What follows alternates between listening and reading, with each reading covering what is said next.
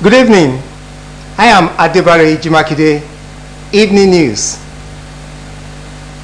United Nations Secretary General Antonio Guterres has congratulated President Bola Tinubu on his inauguration as the 16th Nigerian president. The spokesperson for the UN Secretary General, Stephanie Dujarric, said this while fielding a question from the newsman at UN headquarters in New York. He said Nigeria, as an important partner of the United Nations, has a vital role to play in the promotion of sustainable development, peace, and security in the region and beyond.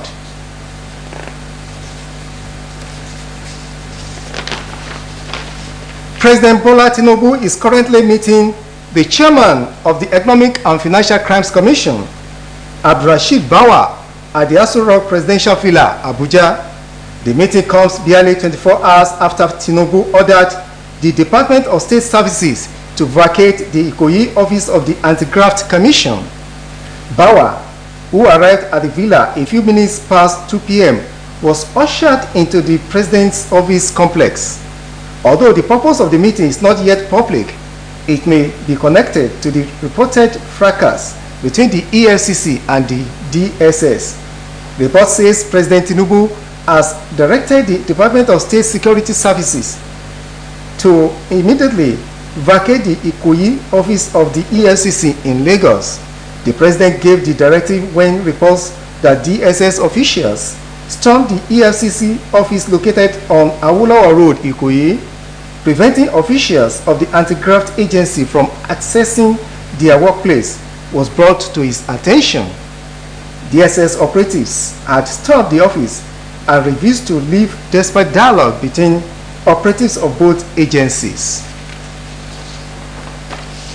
The Labour Party and its presidential candidate, Peter Obi, failed to continue their case today before the Presidential Election Petition Court. The court had fixed further hearings in their petition for 9 a.m. today for them to continue the presentation of their case by calling more witnesses and tendering documents, for which it allocated 4 hours to them.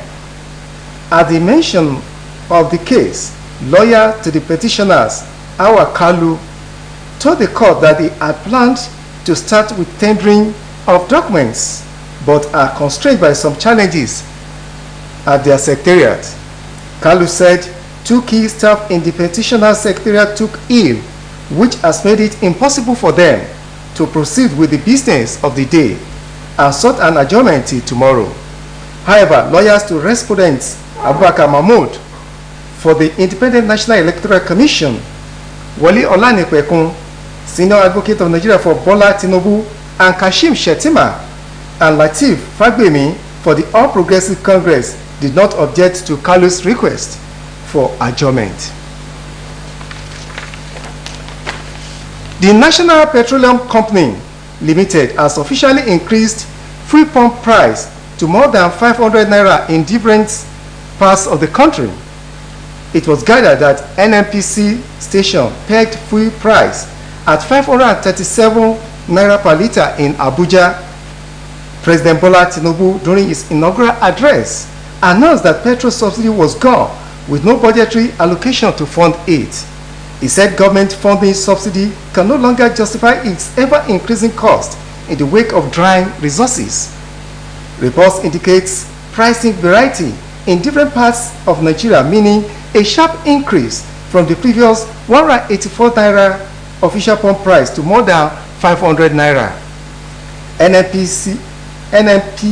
NNPC spokesman Gaba Din Muhammad in a statement said the increase in price was instantly greeted by long queues at petrol stations across the country, with many citizens being unaware of the cause of the sudden fuel scarcity. NNPC, however, assured Nigerians of its commitment to ensuring a ceaseless supply of products.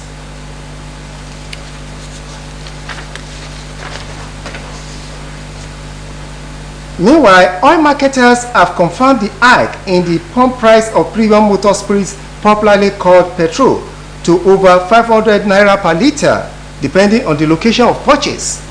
A document that emanated from the Nigerian National Petroleum Company Limited showed that the latest cost of PMS in various states and the Federal Capital Territory.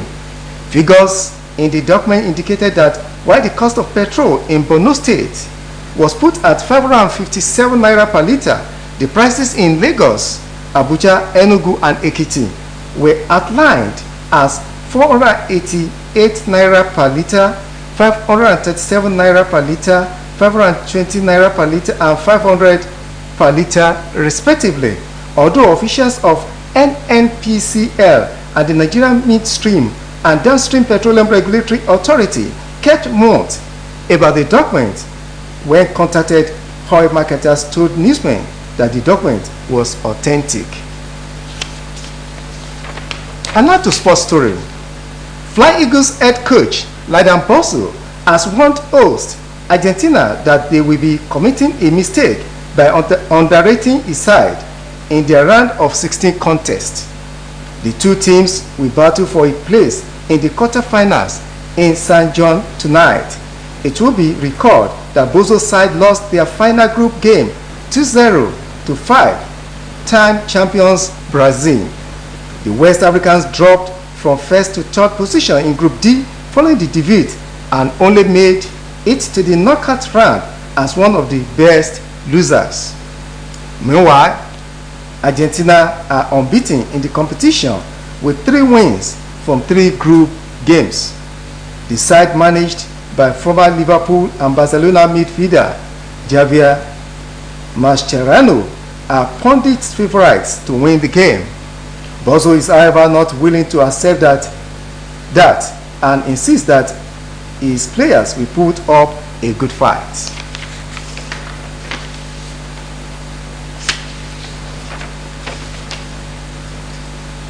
That's what we can bring to you. On now to foreign stories. Sudan's army has suspended its participation in talks over a ceaseless and humanitarian access, raising fears of renewed fighting that has displaced tens of thousands of people. The talks with the rival paramilitary rapid support forces began in the Saudi Arabia port city of Jeddah in early May and had produced a declaration of commitments to protesting civilians and 2 short-term ceasefire deals that have been repeatedly violated. The army and the RSF had agreed to extend a week-long ceasefire deal by 5 days just before it was due to expire last Monday. Intense clashes were reported in Sudan's capital, Khartoum, with residents reporting intensive fighting in all 3 of the adjoining cities that make up Sudan's greater capital around the confluence of the Nile, Khartoum, Omdurman, and Khartoum North. Reports say the suspension of the ceasefire was the culmination of weeks of frustration on the part of the Sudanese government. The truce was brokered and is being remotely monitored by Saudi Arabia and the United States, which say it has been violated by both sides but has allowed for the delivery of aids. The war has forced nearly 1.4 million people to flee their homes, including more than 350,000 who have crossed into neighboring countries. That ends the evening news on Osbc TV. Join us at 7 for the major reports. Good evening.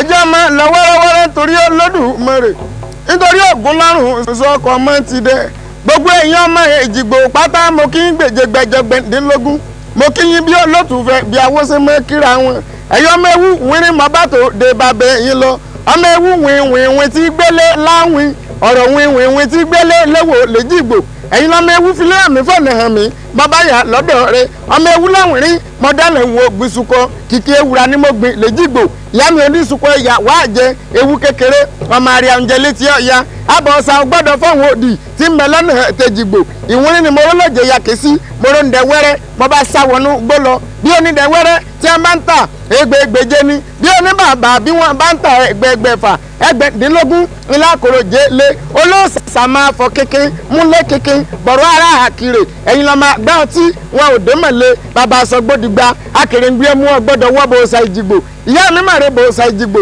ewu ládùbà ti ní ìjókòó òun àbọ̀dé ládùbà mi rè wúlé ewu wá fún mi ní ẹ̀sẹ̀ bì àti wóró àtàrẹ títí ọ̀run ẹ̀sẹ̀ bì wọn adọ́tọ̀tọ̀ èèyàn àtàrí ọlọ́bí èdègbèjì ọmọ ìwúrin ni mí n ò ní sàjà pàṣẹ Ìjìgbò tí ń rọ̀ lọ́sàn-án òde tápà